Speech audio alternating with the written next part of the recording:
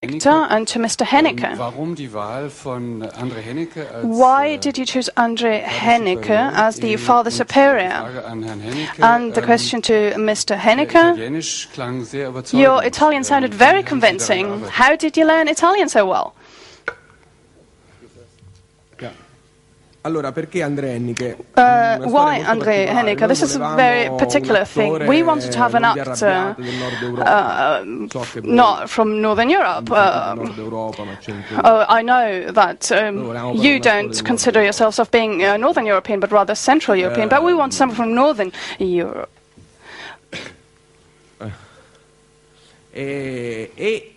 Well, and then, I believe, we didn't really know André Hennicke before, but he's a genius. André Hennicke is a genius, really.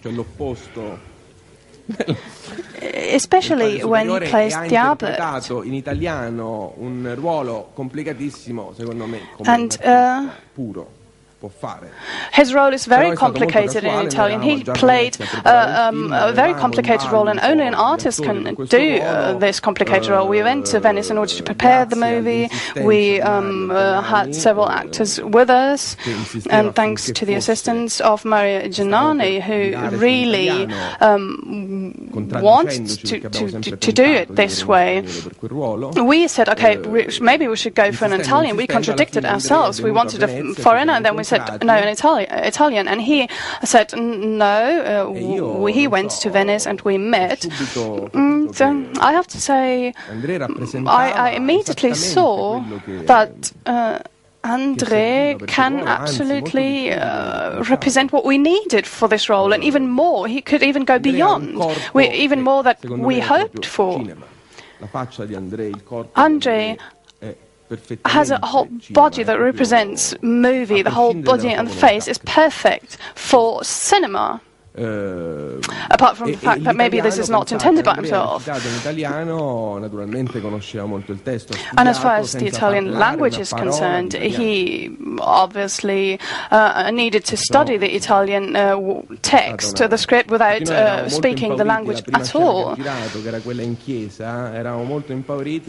We were a little bit afraid at the beginning, before the first scene in church, the scene we shot the church, and myself as well. And André went there, and we were completely overwhelmed because he had his monologue, his 10-minute monologue, and he probably didn't even know what he was saying, but he was very convincing, really.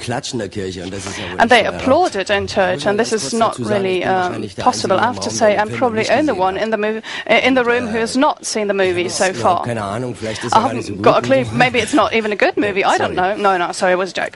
No, it's something very particular as far as the Italian language is concerned, because I had the English version, and then there was something about a 70-year-old abbot, and then I phoned and asked, is that correct? I'm not quite 70 yet. You can use makeup, of course, but I'm not 70, no. And they said, no, he saw you in Sophie Scholl in that movie, he wanted you to have it. And then I drove to Venice, and we met there, and I was dressed in, well, rather teenager clothes, so to speak, and then there were all the padre maestros, those who are below me, and they were all between 50 and 90, and they looked at me and they said, well, I am supposed to be the boss here? And then I asked him, what language do you shoot the movie? And he said, in Italian. But you can do it in English, he told me, and I thought about it, and I thought, well, in English? And then the movie will be released in Italian, and I speak in English. That is, I needed an Italian actor to dub my English part in the movie, and I said, well, this is a bit too complicated, isn't it? I wanted to read something from the Italian book. I only had the English version, as I said. And now that was Gli uomini essere pronti, etc. It sounded so beautiful in Italian. It was much better. It fit for the movie. And then I said, after having read this Italian bit, okay, I'll do it in Italian, but I didn't know what that meant to me, of course, because sometimes directors do one take the long things, and I had a lot of longer scenes for myself, so it was my task to do it in such a way that the Italians who were present would understand it, so that it can release the movie like this, the way I spoke.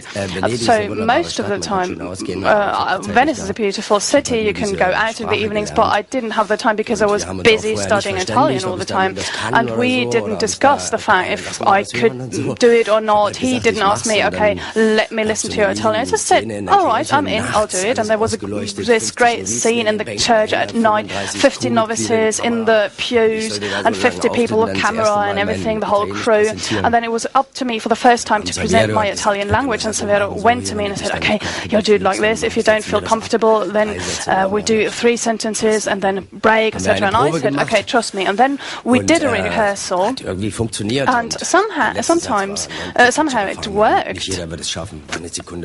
Then there was a break, 1 second break, and all of a sudden they applauded in the church. They applauded and said, great, we'll do it, fantastic. And then I had the feeling that I needed as an actor, that I can manage to fill this role, that a priest, the priest, that wasn't really important to me because I'm not religious. I grew up in a communist family, but I can tell you, we grew up with Christian values. We were supposed to love our parents, we shouldn't steal, it was said we shouldn't kill anybody, of course. And then later, when I got in touch with the religion through my role, then I said, well, this is actually exactly the communist values, that what the communists say. And in the movie, we're not talking about religious questions, really. It's rather about our own quest to find our path in the world.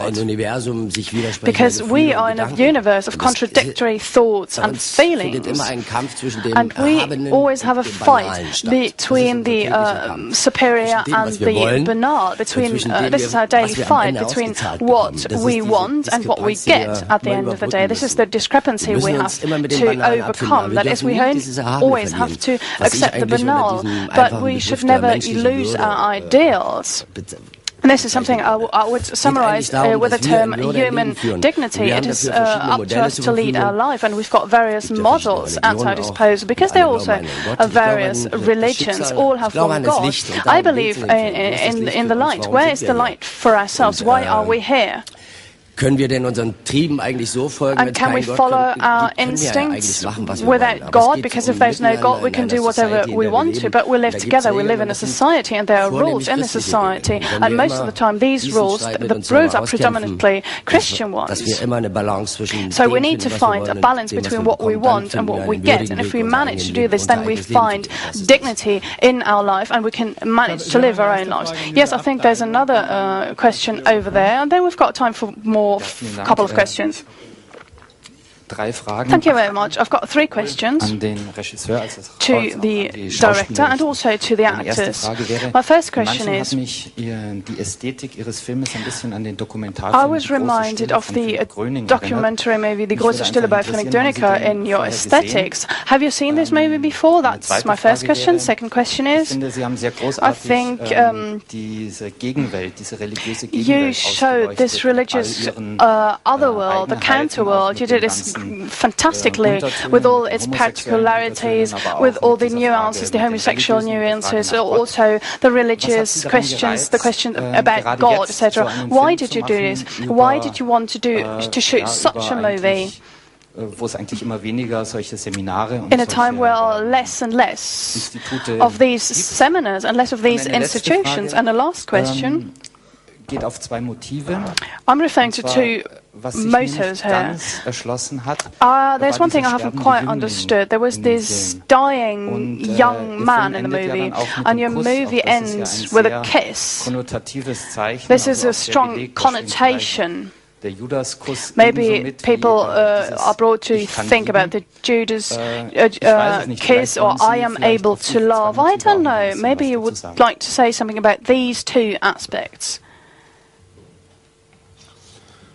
Allora, il film di Groening l'abbiamo visto, certo. A film of Groening, we saw this movie, of course. In realtà non ci siamo ispirati. In reality, we have not used this movie as an inspiration for the images. Non neanche simili, molto diversi. The images are quite different, really. È stato di certo It's not similar.